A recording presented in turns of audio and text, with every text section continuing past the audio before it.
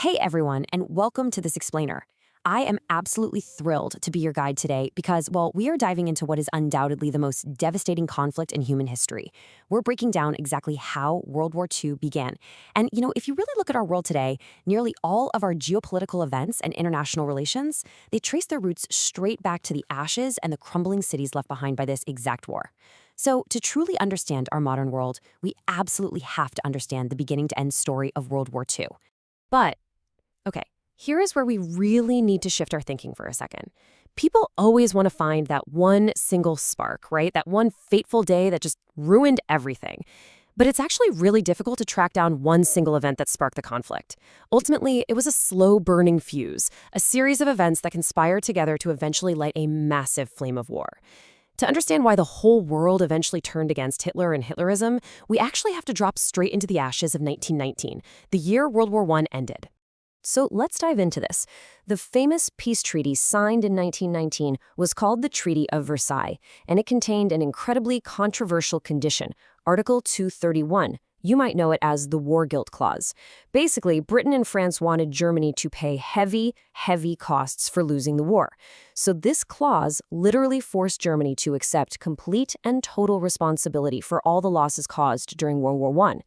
Regardless of whatever other countries were involved, Germany was the one left holding the bag. And as you can imagine, this planted the seeds of deep, deep national resentment. And that blame?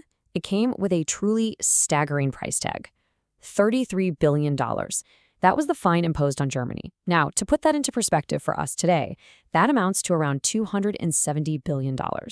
It was an absolute ransom, just meant to recover the massive losses of Britain and France. The sheer scale of that debt is almost unbelievable. In fact, it's so massive that it took Germany almost 100 years to pay it off. They literally only made the final payment for this fine in the year 2010. Crazy, right? So, you might be wondering, where exactly does a crippled nation find that kind of money? Well, obviously, they squeeze it from their citizens. Germany made its very first payment in 1921, and almost immediately, hyperinflation struck. The German currency back then was the mark, and it devalued at a pace that is it's almost impossible to imagine. By 1922, if you were in Berlin, a simple packet of bread would cost you 160 marks. That right there is already a super worrying sign of an economy starting to fracture. But watch how fast this spirals completely out of control. Just 1 year later, 1923, that exact same packet of bread, 200 billion marks. It was just a massive back-to-back shock to the entire system. The economy was completely crippled, unemployment skyrocketed. Fast forward to the Great Depression in 1929, and by the time we hit 1933, you've got 6 million people in Germany who are unemployed, homeless, and literally starving. And in those deeply desperate circumstances, a young political leader who really knew how to manipulate a crowd stepped in. Adolf Hitler. He basically pointed the finger for all this international humiliation at anti-national elements, specifically targeting Jews and socialists, completely manipulating a starving, desperate populace. Fast forward to 1933, and Hitler had declared himself the dictator of Germany. He set his sights on building a new German empire, a German Reich, that he envisioned as racially pure.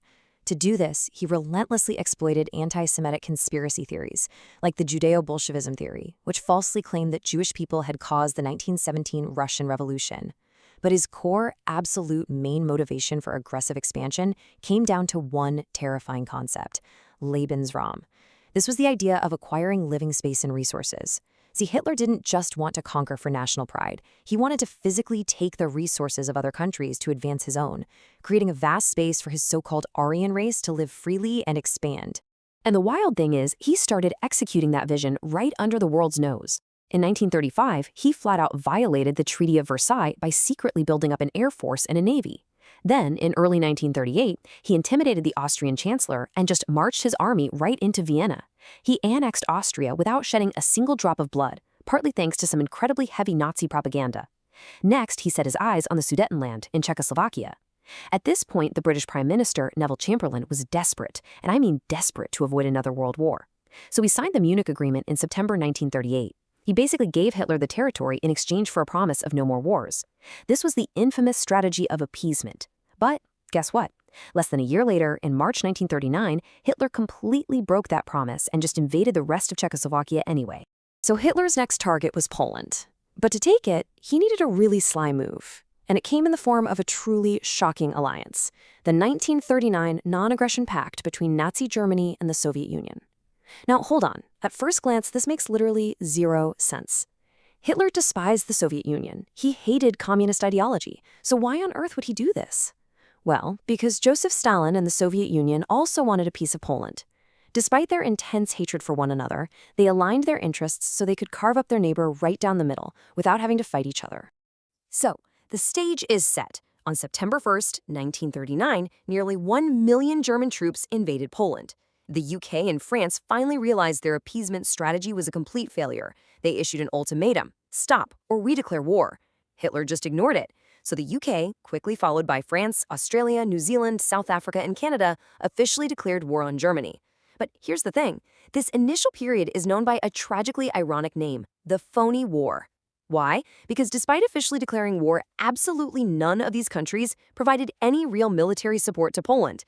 And Poland desperately needed that support, because what they were facing was a terrifying mismatch. The Polish military actually mobilized about 1.3 million people, but their tactics were incredibly old-fashioned. Believe it or not, they were still heavily relying on horses. On the other side of the battlefield, the German military brought highly advanced tanks, striking with overwhelming force, which was followed immediately by massive aerial assaults from their air force, the Luftwaffe. Poland was hopelessly outmatched. German troops completely occupied the country by September 8th. The whole thing was over in less than a week. So, what was the reason they won so incredibly fast? It was a revolutionary and terrifying new military strategy: blitzkrieg, lightning war, immense speed, extreme stealth, heavy tanks, sudden, overwhelming aerial assaults. Hitler's entire goal here was to hit so hard and so fast that his opponents literally didn't even have time to think, let alone react.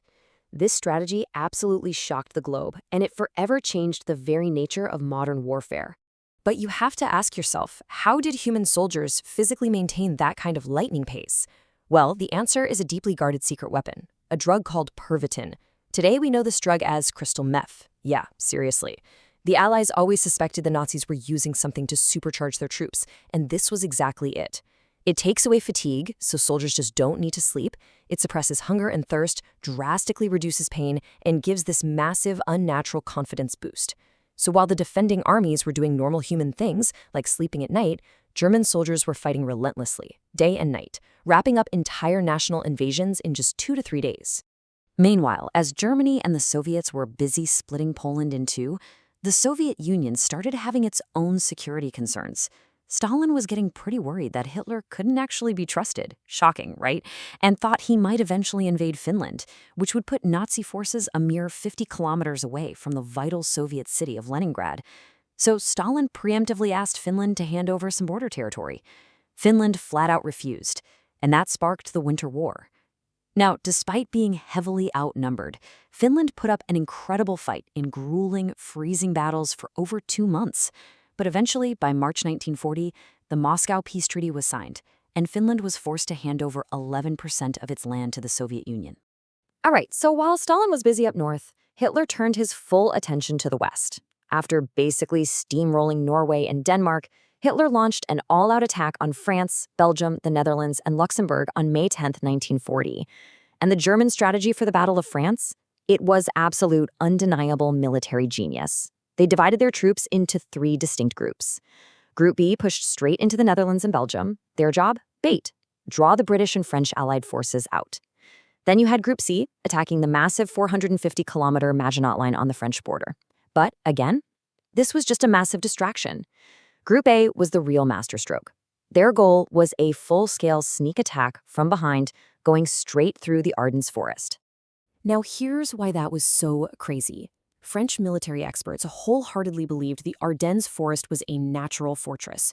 They thought it was completely impassable for a modern, mechanized army. They just didn't expect an attack from there. But against all odds, an unfathomable 40,000 military vehicles successfully navigated right through that dense forest. 40,000! By May 15th, they captured the city of Sedan and immediately traveled north. The British army, who were busy fighting in Belgium, were completely blindsided to suddenly find a massive Nazi force attacking them from behind. They were officially trapped from 3 sides. So the Allies were cornered with only one possible way to escape: through the sea near the French port of Dunkirk. You had nearly 400,000 Allied troops stranded on those beaches, essentially sitting ducks for the approaching German army. This desperate situation led to Operation Dynamo, the single biggest evacuation in military history, famously depicted in that Christopher Nolan film. First, the British Royal Air Force swooped in, providing absolutely crucial air cover against the relentless Luftwaffe. Then, in just an incredible act of sheer bravery, thousands of private fishing boats and everyday civilians crossed the English Channel to help ferry the men to safety. Ultimately, by June 4th, nearly 350,000 soldiers were miraculously evacuated. It was an incredible, legendary rescue. But unfortunately, the reality of the rush meant that almost all of the crucial military equipment of the Allied forces had to be left behind on those beaches. Even with the men saved, the loss of mainland Europe was absolutely devastating. A few short weeks later, on June 22, 1940, France completely surrendered to Hitler. The entire map of Europe was being redrawn.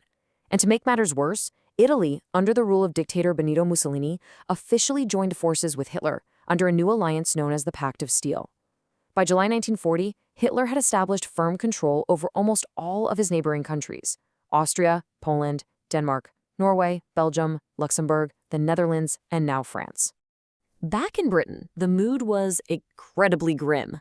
Following the resignation of Neville Chamberlain, because, let's face it, his appeasement strategies had monumentally failed, the prime minister's seat was handed over to the now infamous Winston Churchill. And in the face of what looked like completely insurmountable odds, Churchill delivered this fiercely defiant stance to his terrified nation.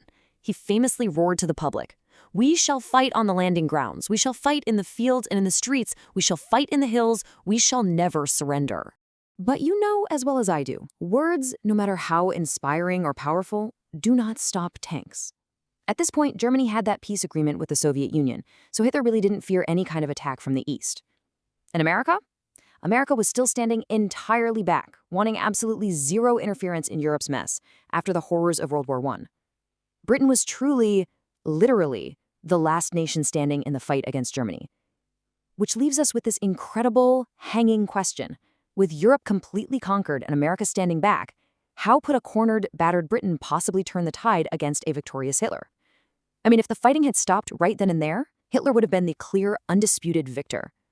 How they managed to turn this impossible situation around is an absolutely extraordinary story of human resilience, and it's exactly what we are going to explore in our next explainer.